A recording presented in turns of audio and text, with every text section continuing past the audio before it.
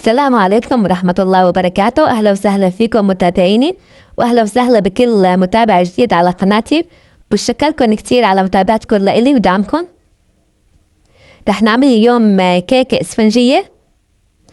طبعا أنا فرني بيشتغل من فوق ومن تحت سوا، رح نعمل حيلة حتى يطلع معنا كيك اسفنجي. عندي هون 4 حبات بيض مع معلقة صغيرة برش ليمون وظرف فانيلا، وعندي هون كوب ونص سكر عادي. طبعا نفس الكوب أنا راح استخدمه لكل المكونات.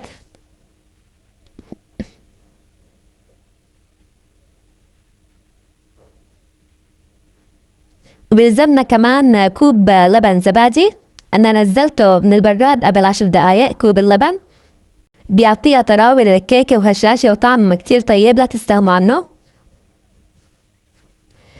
وهون بيلزمنا كوبين ونص طحين، سواء طحين أبيض أو متعدد الاستعمالات نفس النتيجة.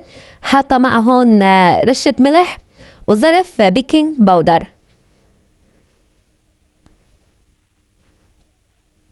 وبيلزمنا كمان نص كوب زيت نباتي. لا تفكروا انه كمية كتيرة، لا كتير مناسبة وبيعطي نعومة للكيكة. وهاي الزبدة لحتى ادهن فيها ارض القالب، او بتحبوا تدهنوها بسمنة او بزيت على كيفكن، او تفرشوا الصينية بورق زبدة كمان بصير. وهون بيلزمني كمان نص معلقة صغيرة كربونات الصودا، هاي أساسية بالوصفة لحتى ينتفخ معنا مثل الجاهزة بيطلع. ومعلقتين كبار خل أبيض. طبعا بالمرحلة الأولى راح أخلط المواد السائلة على الخلاط الكوكتيل. راح أحط البيض مع السكر والزيت النباتي واللبن الزبادي والفانيلا وبرش الليمون. راح أخفقهم لمدة 10 دقايق، وبتحسوا كمان تخفقوهم بالمعلقة. وهي هون بعد ما خفقتهم بالخلاط صاروا هيك ناعمين. إذن حطينا البيض مع السكر واللبن والزيت النباتي، وحطينا الفانيلا مع برش الليمون، خفقناهم سوا. وهلأ بدنا نحط المواد الجافة طبعا بالترتيب، هيك بيسهل علينا كل شي وبتطلع معنا النتيجة ممتازة. يلا حتى نبلش خطواتنا الباقية سوا.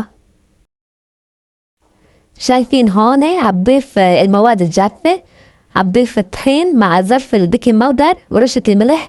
بضيف الطحين بالتدريج وبحرك لحتى يطلع معي خليط لانه سائل كتير ولانه سمك كتير.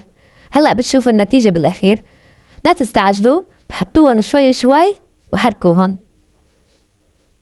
طبعا بيطلع معنا الكيك نفش وناعم كتير كمان طيب مثل الجاهز. إذا بنحطه بالتدريج شوي شوي.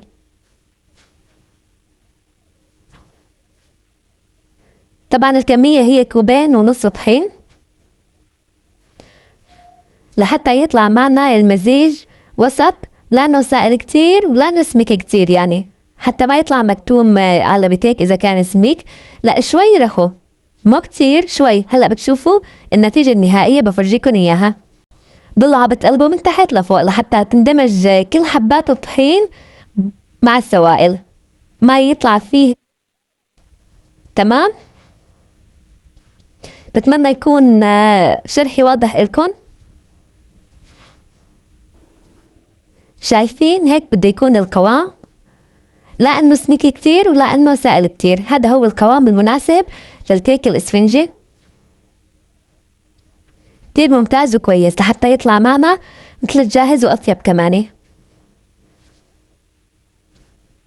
ضليت هيك عم حركه لحتى امتزجت كل المواد مع بعضها. وهلا اجينا لهون على سر نفش الكيكة مثل الجاهز. هون حطيت نص معلقة صغيرة كربونات الصودا وفوقها معلقتين الخل، عملوا تفاعل. هلا هيك بحركن وبحطهم فوق خليط الكيك. هاي بالمرحلة الأخيرة قبل ما أدخل الفرن. إذا هلا بحطه فوق الخليط مثل ما كنتم شايفين، حطيته فوق الخليط وبحركه بشكل منيح مشان يتوزع على كامل الخليط، ما يروح على محل ومحل، مشان الكيكة تنفش كلياتها سوا. شايفين؟ بحركه كتير منيح، ما في أسهل منه. بكرة بس هيك تعودت عليه بصير بتعملوه كل يوم، ما في أطيب منه مع كاسة الشاي، فنجان القهوة. بتمنى تحطوا لي هيك لايك واشتراك حلو وتعليق. وهلا هون صبينا الخليط بقلب صينية الفرن. بتحبوا بقالب على كيفكم، بس ادهنوها منيح بزيت او فرشوها بورق زبدة كمان بصير. هلا هيك بعملها حتى تصير كلياتها بمستوى واحد، سواء بالمعلقة او بتهزوا الصينية هز حتى كلياتها تصير بمستوى واحد، ما يطلع شيء اعلى من شيء، يروح تعبنا على الفاضي. شايفين؟ هلا بدي اياكم تنتبهوا منيح على هاي المرحلة. اول شي الفرن بيكون حامي على 180 درجة، بحط شبك الفرن من تحت وفوقه بحط صينية الكيك، وفوق الشي بحط صينية الفرن مشان تحجب عن الحرارة، لانه اذا ما حطينا هاي الصينية الكيك بنحرق، لان انا فرني بيشتغل فوق وتحت، ما بيشتغل كل طرف لحاله. تمام؟ طبعا هاي الصينية حتى لو انحرقت مثل هلا هون ملدوعة انحرقت من الفرن، إذا صينية الفرن يلي فوق اللي حطيناها حاجز هاي بتنغسل، بنحط لها كربونات وخل. شايفين بسم الله ما شاء الله كيف الكيك انتفخت وارتفعت لفوق. تبعوا نفس الخطوات بتحصل على نفس النتيجة.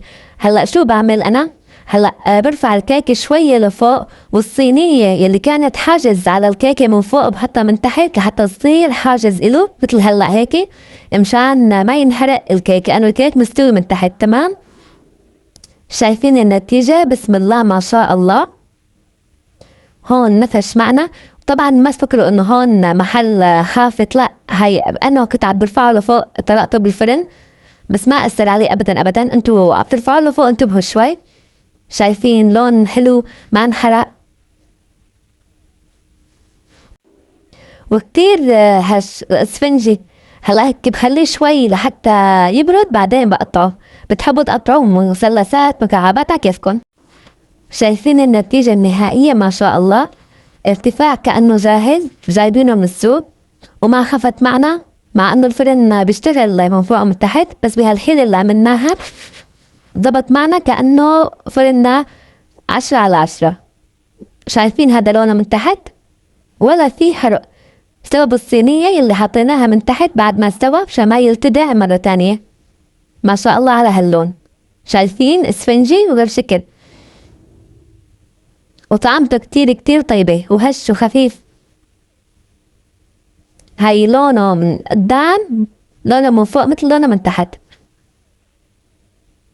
وعطيتكم قطعوه. بتحبوا مربعات كبيرة، مثلثات، معينات، يلي بدكن اياه. بتمنى هيك يكون ينال اعجابكم، وما بستاهل لايك واشتراك ودعوة حلوة. بتمنى هيك من كل حدا تابعني وشاف الفيديو ووصل لهون هيك يدعمني بلايك وتعليق حلو، وهيك ان شاء الله يفرجها هيك علينا وعليكم على جميع عباده يا رب. وبالنسبة لصوت الفلتر بدي اسألكم، هل هو بزعجكم شي صوت الفلتر؟ لأنا بالنسبة إلي كتير أنا مرتاحة فيه، فهيك حابة اسمع آرائكم إذا منزعجين منه أو شي.